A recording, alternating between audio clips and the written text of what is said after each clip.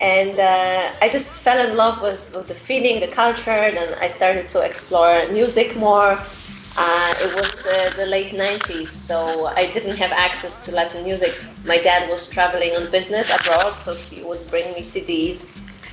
There was this Putumayo series producer, world music. They had Indian music, Chinese music, all kinds of music, and also Latin.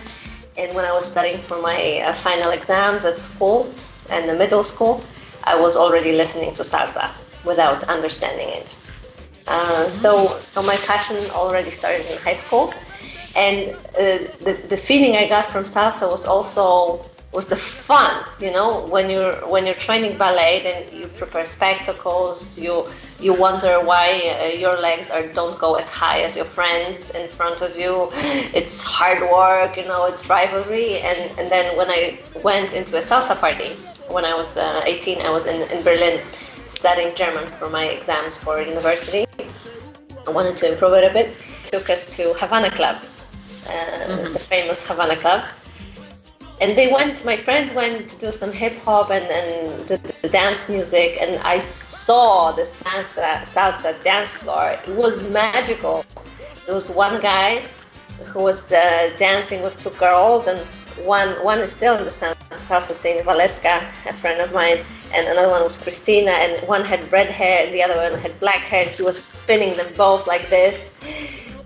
It was magic, this is what I wanted. So I stayed on the salsa floor, I learned the basics. Someone danced with me the whole night, just so that I could get the groove, and from then I became addicted already at the age of 18. 18, okay. 18, so and yeah.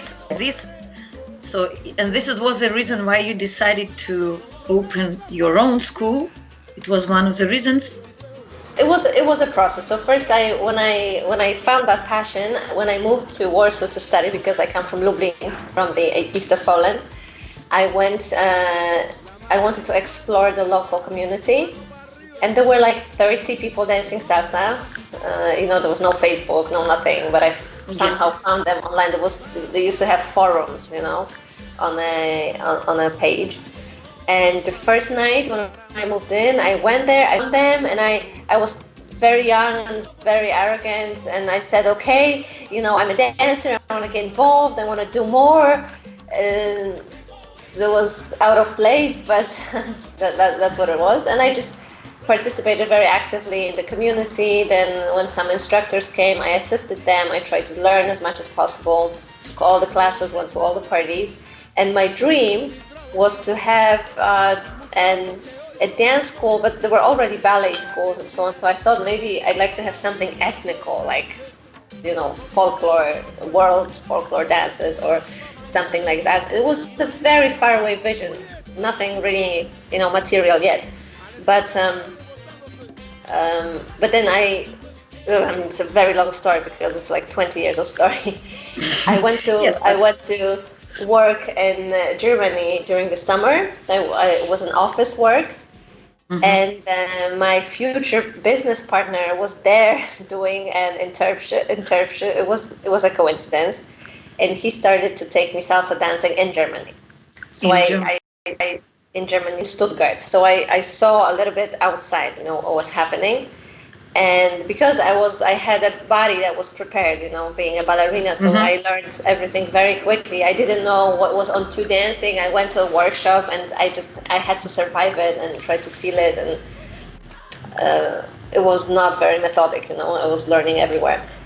And then when we came back from that summer in Germany, I was still doing my master's at the university. I didn't have any professional plans. I just wanted to dance. And Marek and I, because I'm talking about Marek as my future business partner, he was.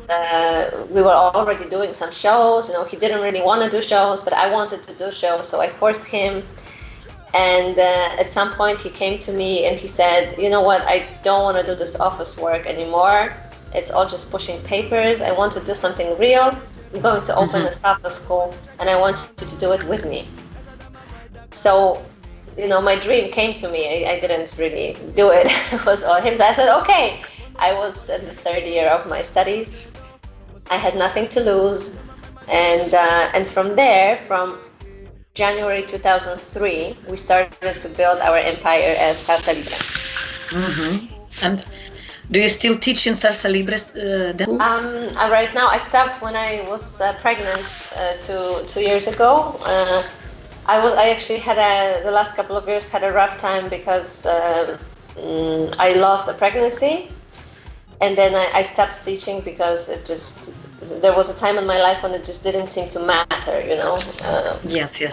I stopped caring at some point, how well my students do, so I decided to withdraw, and then I came back to teaching during the day, not at nights, because my daughter needed me at home at nights for her school and so on. So I started to teach in the morning, like at 12 p.m. and 9 a.m. I had very small groups of 3 to 10 people. I'm sorry. Okay. I'm sorry. Something technical? Yes. One second.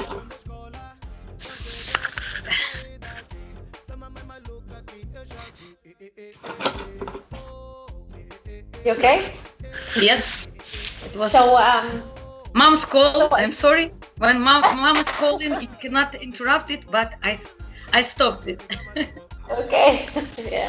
So I completely differently to what you normally call teaching, because my classes were not available to everybody. Obviously, I had some very, very small crowd, and 2 years ago I stopped when I was midway through my pregnancy, and but Salsa Libre is sort of still my place. Marek and I are on very good terms, and I'll probably go back to teaching eventually once my son goes to kindergarten. But Ania, do you have some plans to continue to teach, or maybe you're going to teach only on some international salsa events? I know that you've been doing that before. I visited your classes, and not only in Warsaw, but at other salsa festivals.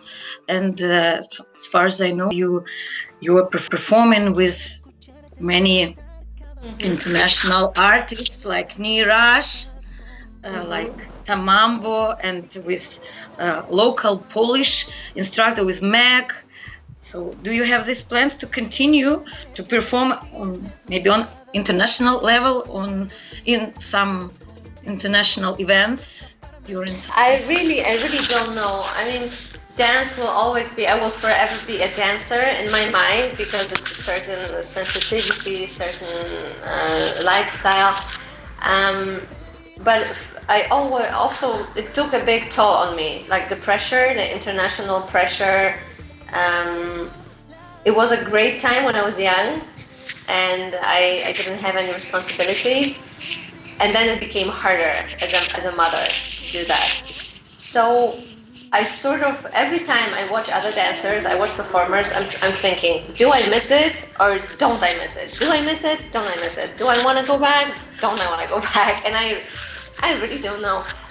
Meg and I are still in touch. We're sort of talking about it, going back to performing. Obviously, I have to lose weight. I have to go back to being fit. It's all in reach.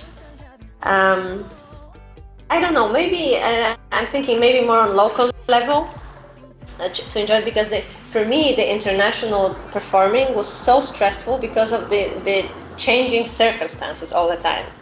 When you're a dancer in a theater, you dance every day on the same stage. The space, you don't have that stress connected to, this is wide, this is small, this is slippery, this is sticky. Mm-hmm. So for me, when I traveled with international partners, with Niraj Mascara and then with Tamambo, and when we didn't have the chance to practice at home, so we would meet internationally and dance there, and then plus, all these, like, lack of sleep, crazy schedule, weird places to dance, it was horrible stress for me. But maybe you trained by Skype. I know this kind of practice to train by Skype. Solo routine. Yeah, okay. I must say when I worked with Peter, because I think my most artistically fulfilling shows were with Peter and then with Meg. Even though they were not as famous, because there was not so much on the international level. I mean, to some point, yes, but not on the biggest events. It was most fulfilling because we were most prepared. We actually practiced, we actually knew what we were doing, and then I could enjoy it artistically. But when I danced with Niraj and with Tamambo, it was all just, it was crazy, we didn't really have the routine in our bodies, and then we would go on stage. So I think it was a very exciting time, lots of adrenaline, but it wasn't very satisfying for me in the end, artistically. As a Congress life, yes, but artistically, to really feel I did a good job on stage, not so much. And by the way, guys, the people who are right now live with us, they could see some pictures and some parts of the video from Ania's performances from different events. And I would like to emphasize that this video will be, of course, on my profile page and will be later put on YouTube channel with subtitles, so people will be able to see how it was on Facebook page with all these pieces of video, with pictures, so with some music background. So when I performed internationally, that was before YouTube and Facebook, and sometimes sorry that people don't have the chance to see it because it was just not available everywhere. People would actually have to go to the event or see a video on someone's computer to see what we were doing.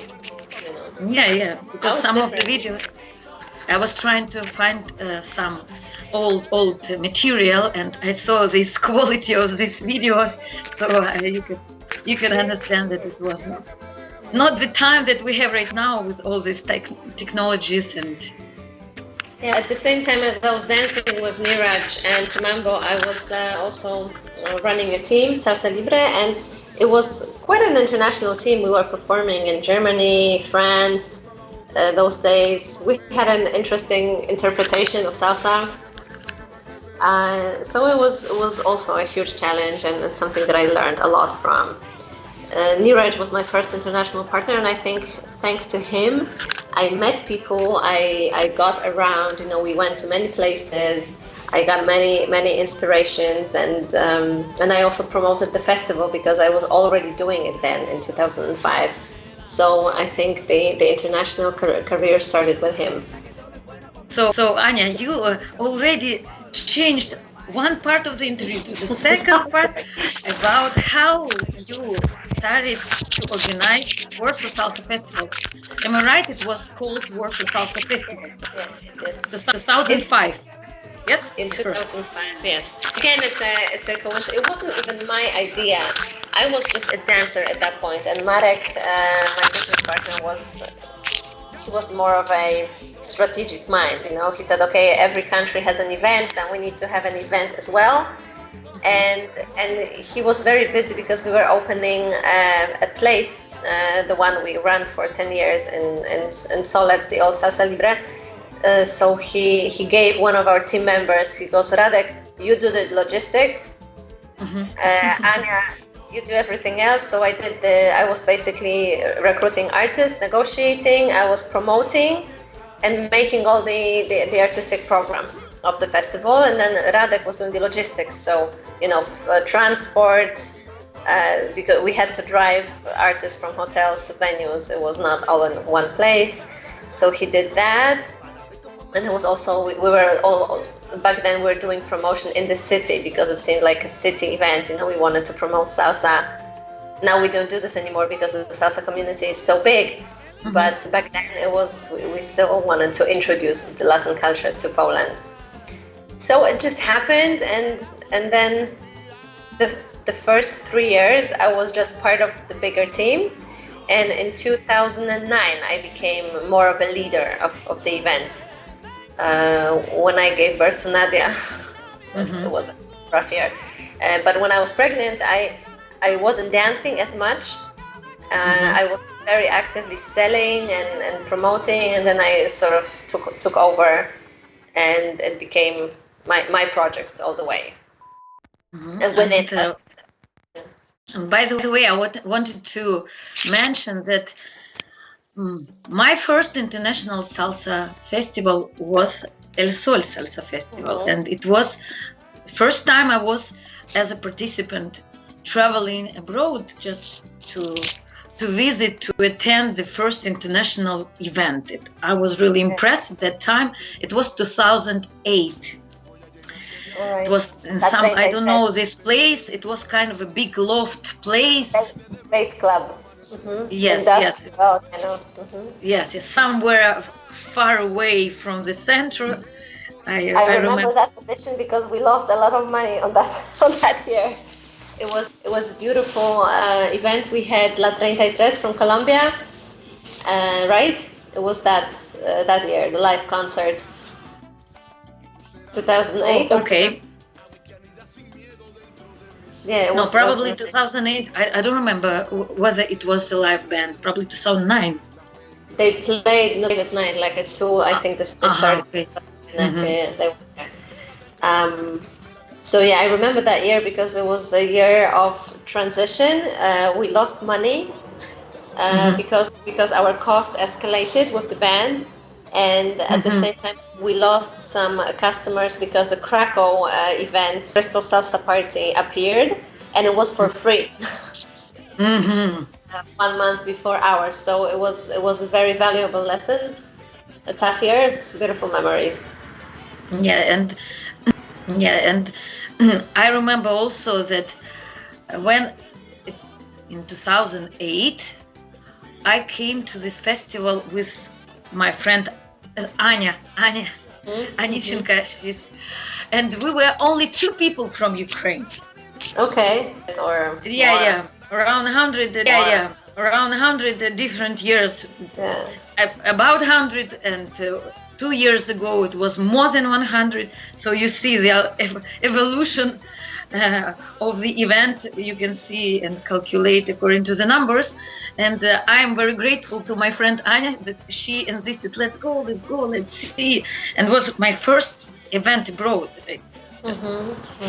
Decided to go. I said, well, okay. I was doubting because I was studying 1 or 2 years only at that time, and local salsa studio was my hobby. I had some job in the office, so I remember the trip. It was like wow. It was like wow impression for me. It was the shows. I mean, the level of the shows, also the huge number of people, international instructors and people from many countries. So, and by the way, that year I downloaded Facebook. I didn't have Facebook at the time. This is like the first time I downloaded Facebook because people said, they said, let's find each other in Facebook. And I said, what does it mean Facebook? Which book? Are you on Facebook? Are you on MySpace? That was the times. Yes. So Anya, how many people were at the first edition? Do you remember? At first, we always had 600 people in the workshops. Like the first year, the second year, the third year was a little bit less, which was your year. And it was a steady number for many, many years until we moved to Gromada, to Sungate Hotel. And I think also because we were running the school, we were running teams, the Congress was one of the things we did. Right now, it's since 2015, it's the only thing I do, basically. So I work all the time just on the event. So it really keeps growing because I made it my main job. And I think back then we just went with the flow. Oh, okay, it's time to start promoting. Okay, let's promote. So we always got the same people, and we weren't really moving forward with it. Okay, so just interesting how it's transformed to El Sol. So it was Warsaw Salsa Festival. Now it is El Sol Salsa Festival. I mean, it's the thing. It's just that the prime minister of the company that has the El Sol brand, he's passionate about salsa, and he came to us and decided to sponsor us. We thought it's a good name, and we have this cooperation for many years. But whether it's called El Sol Salsa Festival or Warsaw Festival, it's still the same thing. I'm actually using both names because El Sol may be with us just for a while, but Yeah, well, I mean, we love the name. The name is people go. We go to El Sol. You're going to El Sol. It's sort of gelled, with the brand. So I really like it, and that I think we started working with them in 2013. So 2013. yeah, 2013. But 2012 was a big breakthrough because the venue that we used to organize the festival and kicked us out, they had other priorities, so we had to move to the hotel, and we weren't sure. Marek never liked hotels because he liked the club atmosphere, and the hotels were these American congresses where people dance on the carpet, and we didn't like that concept. We wanted salsa to be, the club thing and so on, but we had no choice. And when we moved in 2012 to Gromada, then we doubled the sales. So it's from 600 people, it became 1,200, just like that. And from then, I'm talking about the workshop, just the workshop goers, right? Because then there's also the party passes and the single entries. So we probably had maybe 1,500, maybe 1,800, I don't remember. And from then, just every year we kept growing and growing and growing, and then another 200 more, another 300 more, another 500 more, and just kept taking more space. So since then, we're constantly growing.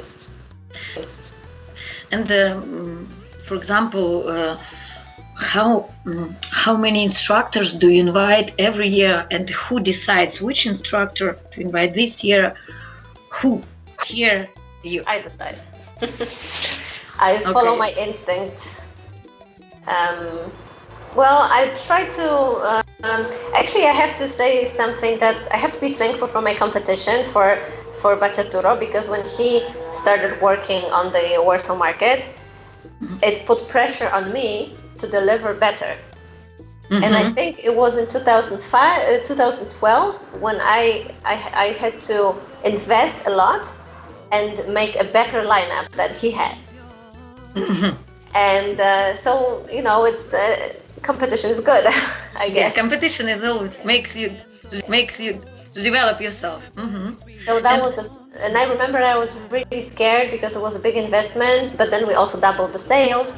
So I realized that when you bring the really famous people and beloved people, then that's the essence of the Congress. And my concept is I'm trying, everybody who means something, and I'm trying to have the big names, big brands.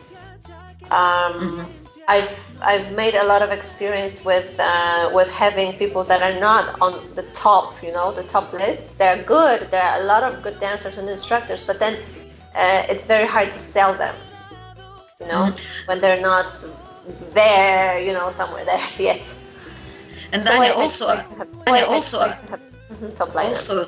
I wanted to ask you, who decide also? Only you are the person to decide about instructor, DJs,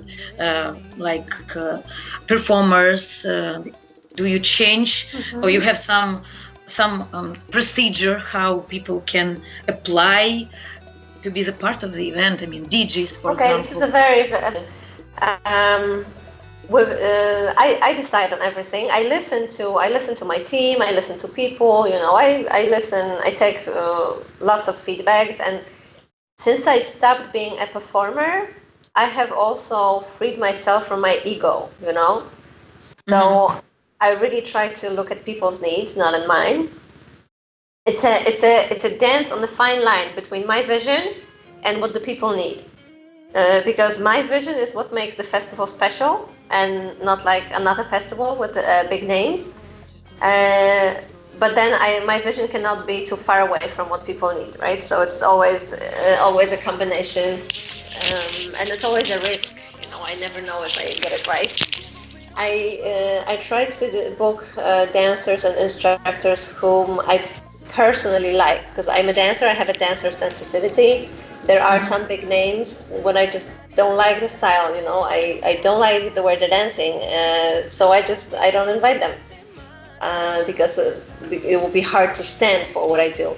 With DJs, it's even more complicated because I'm some people love the DJs, and also some people say that they're the same all the time, and I find it very hard to risk a party of 3,000 people to someone that I haven't seen 10 times in action. A DJ that on a bad night, on a good night, on a big night, on a small night.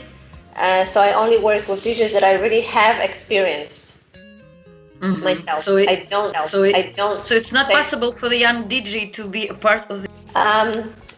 I want to open the doors, but I think we're going to open the doors for Wednesday, for instance. Wednesday and Monday first to build a relationship, to see, because it's okay to have a bad show. People can look away. When we have a bad DJ, that destroys your party. You know, there's no event if the music is not right. So I don't take any risks, and I think it's a good idea.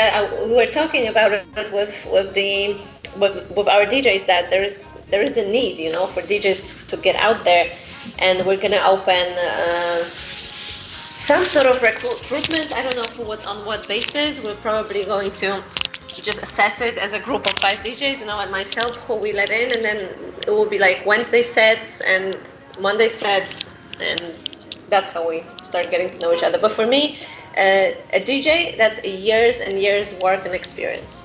If you're a DJ 1 year, I mean, you need to have, for me, 5 or 10 years of experience of excellent parties to work at the outside. So we only take very established people and people who have great references.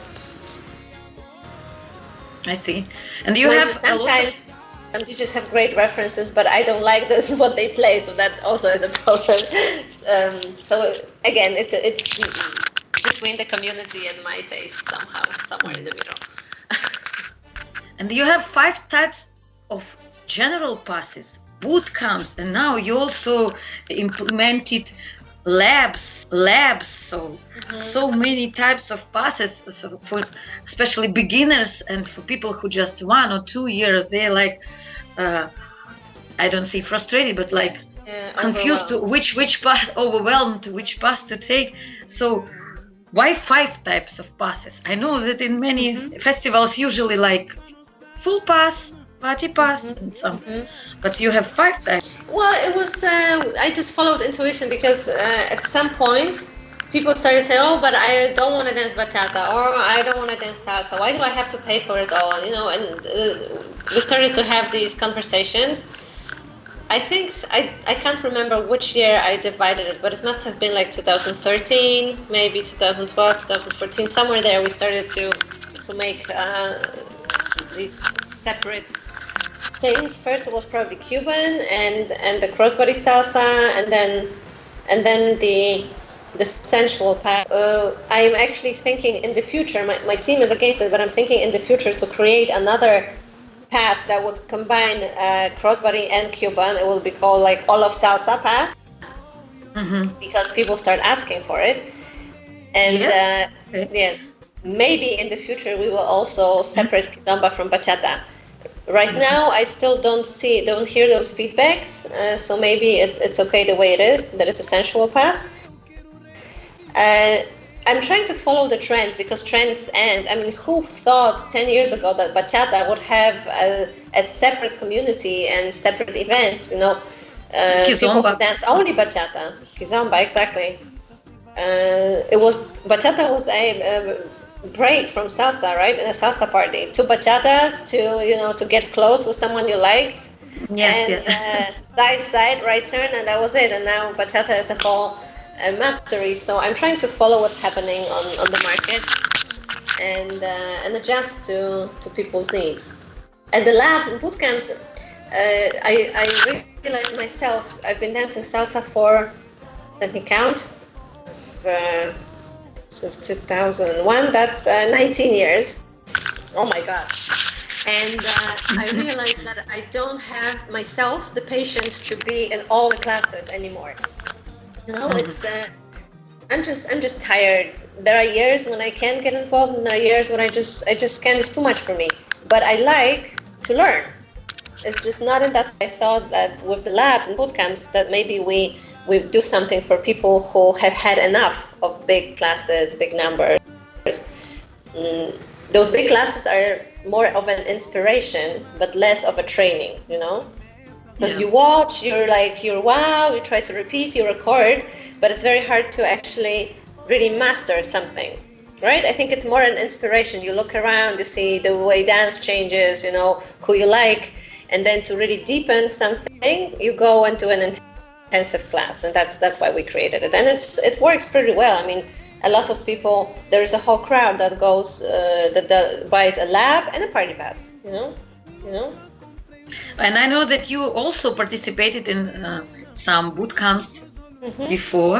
You personally participated in some ladies boot camp and performed. Probably interesting experience for you as a performer and a choreographer as well, to participate in the boot camp of another. I did one of the first Karels boot camps in Europe, I think 2015 or 14, Amsterdam, and then in Turkey,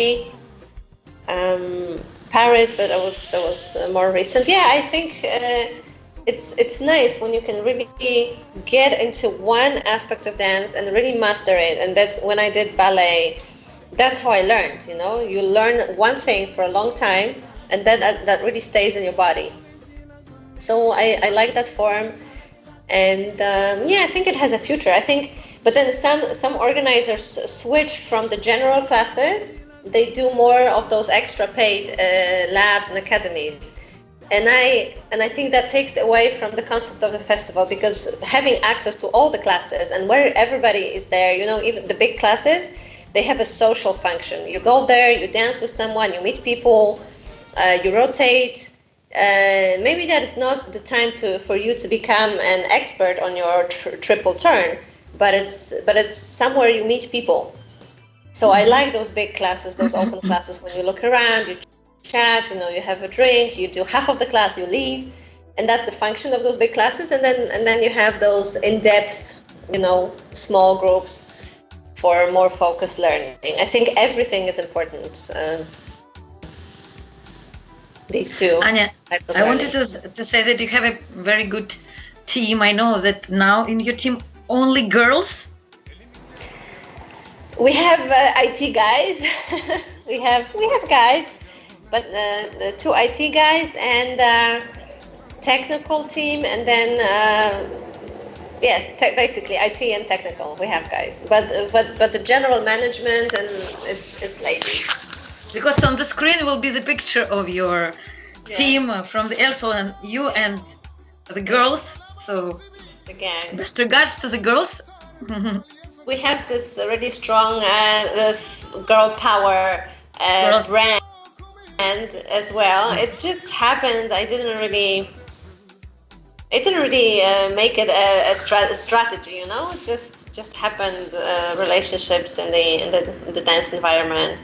They're all fantastic women who have lots of skills. I think our strength is sensitivity, intelligence,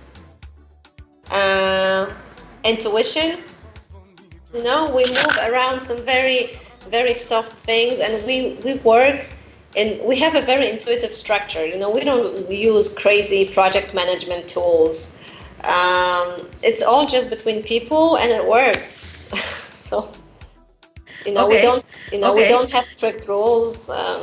It's amazing. Ania, we have some comments that we have very sensitive microphones, so we need to be very careful, because sometimes maybe because of the very sensitive.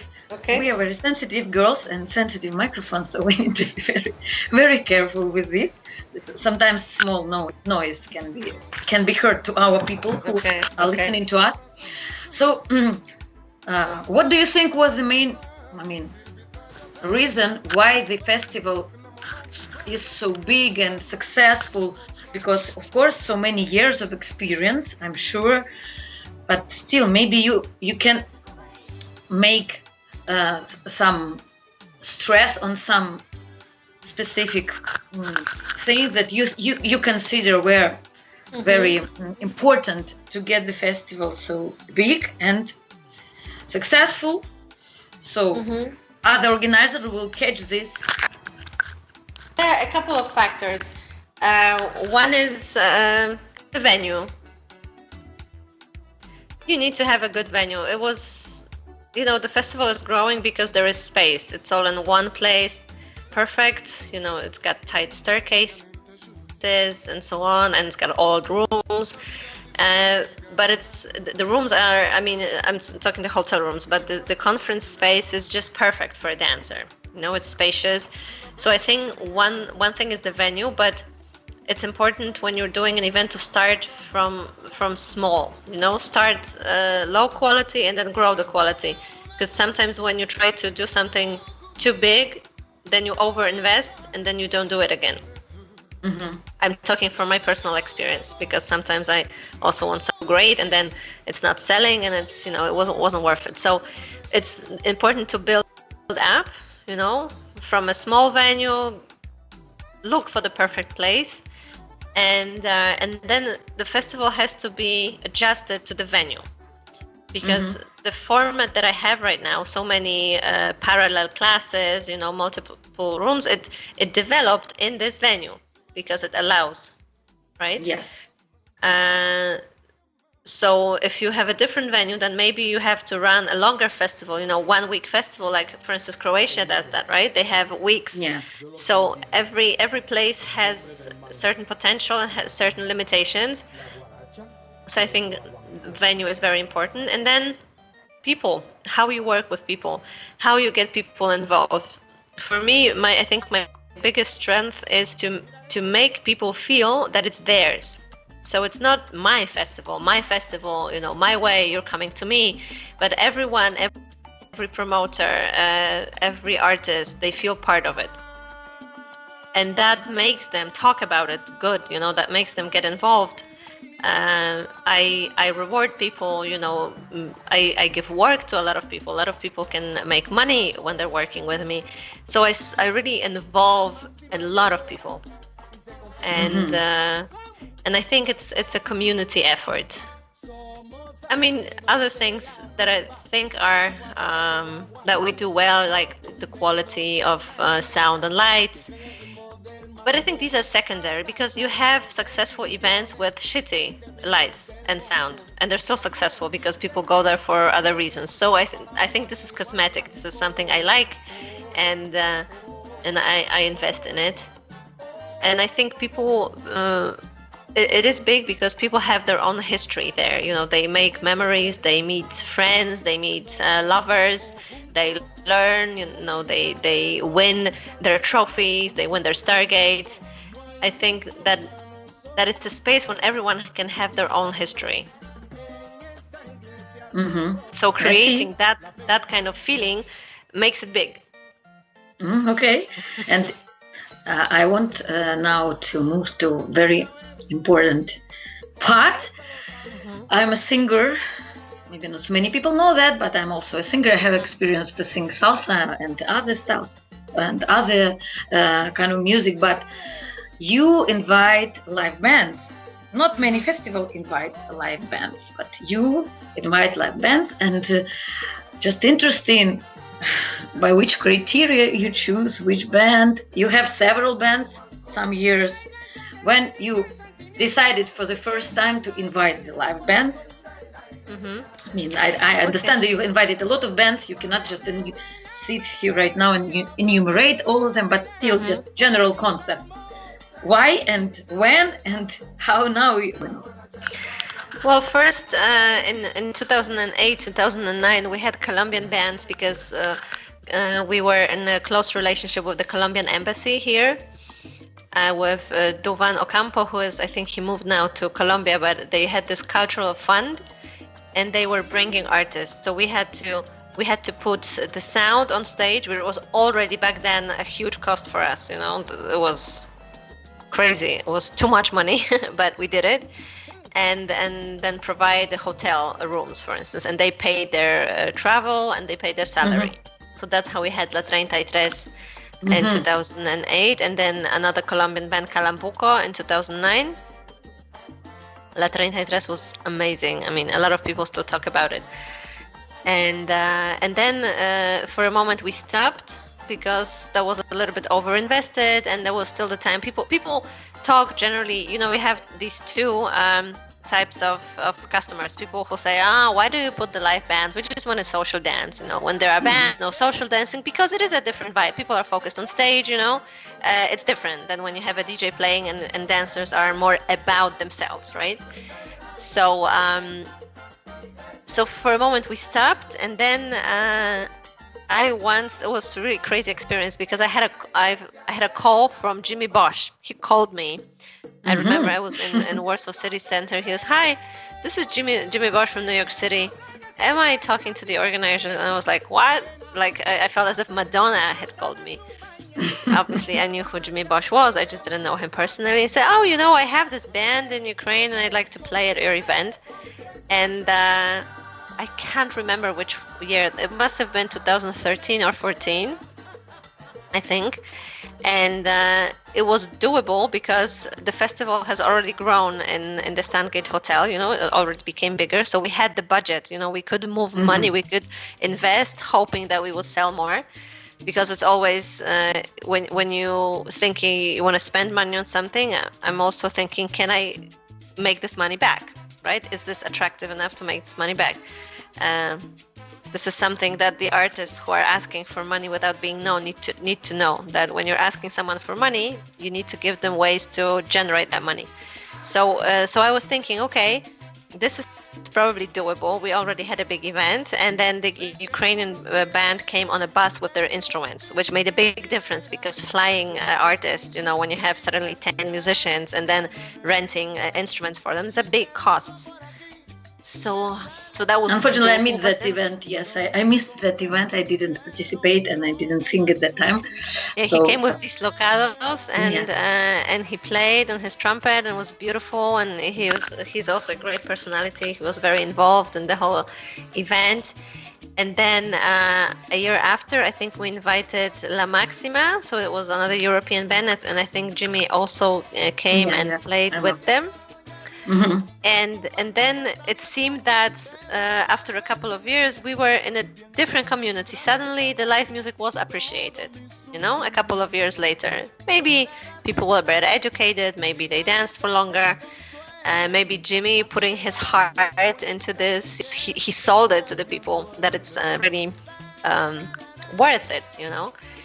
And then after that, we had, oh my God, I can't remember. But then I suddenly started to be excited and wanted to invest more. And then DJ Mauri helped me a lot. He picks the bands. He negotiates sometimes with people that I would never know how to approach, like, Ray Ruiz or Adolescentes. I wouldn't know how to get in touch with someone like that.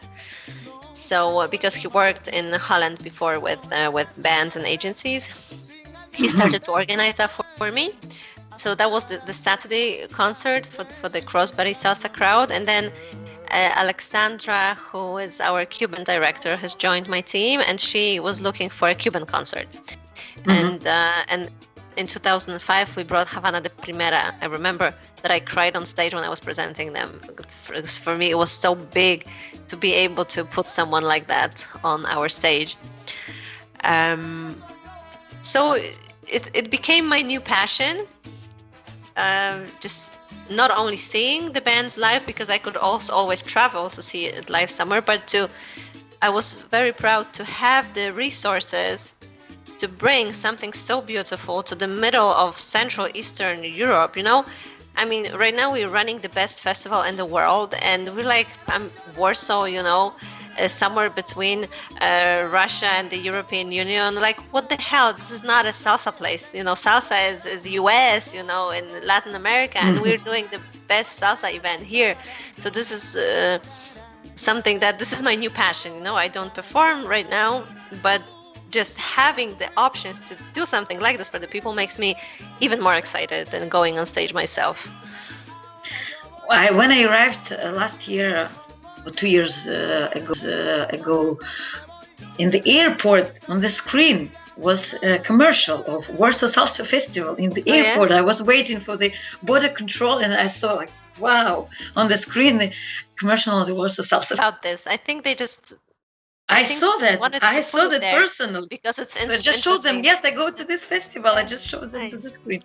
So but right now it became the festival in the area around airport. It's a major business event for all those hotels. Everybody's getting ready. Everybody's raising prices. You know, the airport is ready. Everybody knows that we are doing it. Even though they don't work with us, they call me and they ask me for the next year dates because they're gonna make special higher prices. You know, for this weekend. So the whole area of Warsaw is now, they're used to the event happening. And for this year, let's move to the topic of El Sol. This year, you announced Havana de Primera, right? And yes. Orquesta Adolescentes and the guy Kevin Cosmos, Bachata Cosmos, from New York. Mm-hmm. So three live concerts for this year. Yes. I wanted to give every strongest crowd something really, really exciting. So the bachata concert is a new part of the program. So many people dance bachata. I just wanted to make this really, really special. And this year it seems we have super amazing lineup and a super crisis in the entire world. You know, it's almost seemed like, wow. Is this really going to work out? You still plan this festival for this year, right? I am trying right now to assume it's happening, you know, and we continue our work. If this pandemic continues, if there are still government bans, then we will have to move the event. We will move it to next year.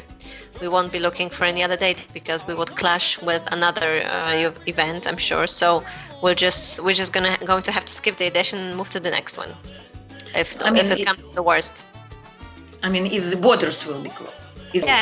Yes, and I mean, right now in Poland there is a ban of organizing any conference. First they issued a ban on a conference over 1,000 people, and then over 50 people, and now, I mean, you can't even be next to one person. So right now it's the same. Right now it's impossible.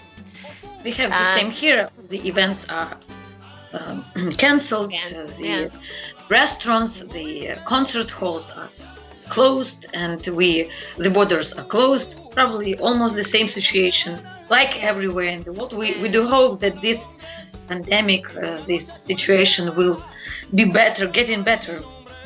So we will stay in touch, and I know that some people paid already for the passes. So if in case, I mean, the worst situation, we hope it will not be like this, but in the worst situation, people who already paid for the passes, they will be able to. We will move the passes automatically till next year. Another option, if someone doesn't want that, would be to use the amount paid for other events. We do the Warsaw Zouk Festival, Salsa Spring Break, Warsaw Salsa Marathon, so they can move that, use it as a voucher, and that's our primary strategy. Okay, and you think this Salsa Marathon that you wanted to organize this year in May will not happen?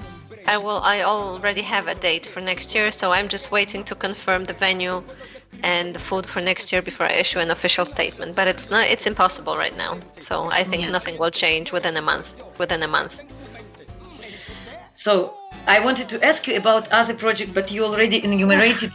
I wanted to ask you about other projects that you organize besides El Sol, but you already shortly enumerated. So unfortunately, Salsa Marathon is not going to happen in the end of May. I also promoted it in Ukraine. We're supposed to go with some people, but the borders probably will be cool. So Ania, thank you. It's very interesting to hear that from you, and several more questions. First of all, so you said that the DJs, they need to be experienced, you need to hear them. What about the young dancers, young teams from different countries, but maybe they have very good, successful performances locally and they have video. So how can they get to the main stage to perform at first? Well, we usually we get people ask us about this. When they are lucky and they are early enough, we put them on Thursday night. Thursday night? Not everybody. We're sort of looking at the level of the performance, but I mean, if you have a good performance, you have a good chance that we'll put you on a Thursday night. But when you contact us late, then there's just no space. We cannot have 25 shows a night. So then you have to wait till next year. But we try to make room for the newcomers. Because there's so much talent, there's so much passion. People work hard, they practice. It's funny that in salsa you have so many people who want to perform, because I organize a Zouk festival as well, and it's a huge festival, but then there are no shows at all. No, because people dance. They want to be the best social dancers. We did now a huge Jack and Jill competition. They have a different way of and demonstrating their skills. In salsa, it's all about show. Everybody performs. So we have one option is the Stargate show in the afternoon. It's a competition. It's not so much about competing, but it's more about getting seen, getting a nice video and pictures. We have jury. This year we're also going to have not only the jury choice, but also an audience reward. So so maybe the jury didn't choose you, but the audience will. Yes. And we run that in the categories in solos, duets, and groups, and also bachata now we have on Thursday. So there are options. We're trying to keep this open. Obviously, Friday, Saturday, and Sunday are our strongest nights, and it's very hard to get in there. You really need to be very